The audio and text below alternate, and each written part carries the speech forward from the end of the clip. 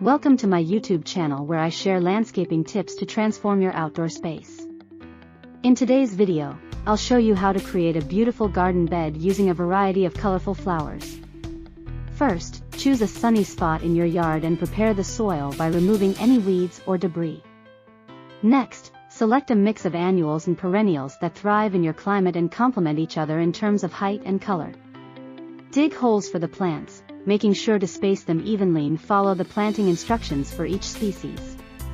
Once all the plants are in place, water them thoroughly and add a layer of mulch to help retain moisture and suppress weeds. Regularly water and fertilize your garden bed to keep the plants healthy and vibrant throughout the season. Consider adding decorative elements like stepping stones or a small fountain to enhance the visual appeal of your garden.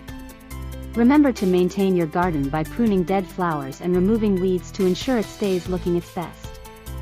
I hope you found these landscaping tips helpful.